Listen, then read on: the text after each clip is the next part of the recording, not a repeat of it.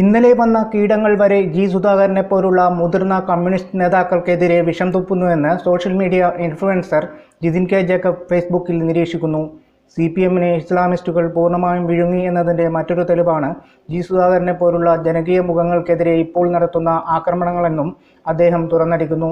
Communist കോട്ടയായ ആലപ്പുഴയിലെ BJP-യുടെ മുന്നേറ്റം CPM അണികളുടെ പിന്തുണ കൊണ്ടുകൂടി ഉണ്ടായതാണ്. പാർട്ടിയുടെ എല്ലാ ഘടകങ്ങളുടെയും നിയന്ത്രണം പകൽ CPM-ഉം രാത്രി താലിബാനുകളുമായവരുടെ കൈകളിലാണ്. കേരളത്തിലെ ഹിന്ദു പാർട്ടി എന്ന് പറഞ്ഞാൽ ഇപ്പോൾ CPM ആണ്. കേരള ജനസംഖ്യയുടെ ഏതാണ്ട് 25% വരുന്ന ഈഴവ സമൂഹമാണ് CPM-ന്റെ അടിത്തറ. ആ അടിത്തറക്കാണ് വലിയ ഇളക്കം പറ്റിയിരിക്കുന്നത്.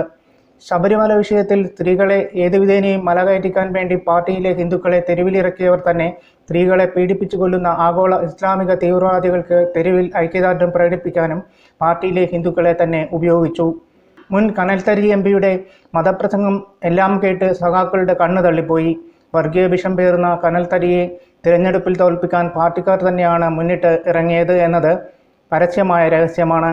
BJP-ക്ക് ആലപ്പുഴയിൽ 3 ലക്ഷം വോട്ട് കിട്ടിയതിൻ്റെ പിന്നിലെ പ്രധാന കാരണവും ഇതൊക്കെ തന്നെയാണ്. KC വേണുഗോപാൽ അല്ലായിരുന്നു കോൺഗ്രസ് സ്ഥാനാർത്ഥിയെങ്കിൽ ഒരുപക്ഷെ BJP ആലപ്പുഴയിൽ വിജയിക്കുക പോലും ചെയ്യുമായിരുന്നു.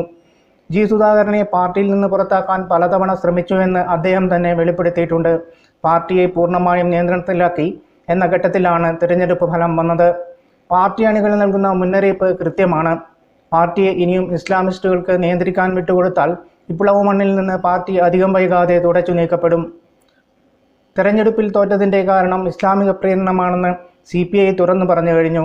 മരുമകനെ അടുത്ത സുൽത്താനാക്കാൻ നോക്കുന്ന കാരണഭൂതൻ്റെ മുഖത്ത് നോക്കി അത് തുറന്നു പറയാൻ നട്ടലുള്ള ആരെങ്കിലും CPM-ൽ ഉണ്ടോ എന്ന് അറിയില്ല. കേരളത്തിലെ 9 രാജ്യസഭാ സീറ്റുകളിൽ വെറും 2 എണ്ണം മാത്രമാണ് ഭൂരിപക്ഷ വിഭാഗമായ ഹിന്ദുക്കൾക്ക് ഉള്ളത് എന്നതുകൊണ്ട് തന്നെ പാർട്ടി സംസ്ഥാന ഘടകത്തെ നിയന്ത്രിക്കുന്നത് ആരാണ് എന്ന് പറയേണ്ടതില്ലല്ലോ.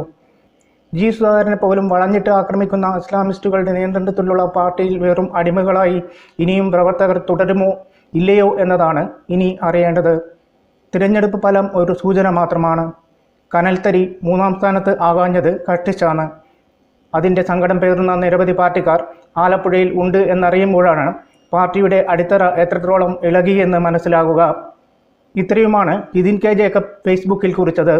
News desk Kannur mirror.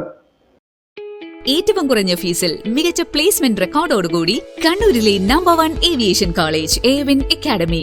University ഡിഗ്രിയോടൊപ്പം ഏവിയേഷൻ, ടൂറിസം, ഹോസ്പിറ്റാലിറ്റി, ലോജിസ്റ്റിക്സ് ഡിപ്ലോമകൾ. AWIN academy. College of management studies, Suhara RK, Arattu road, Kannur. Phone 8138034433.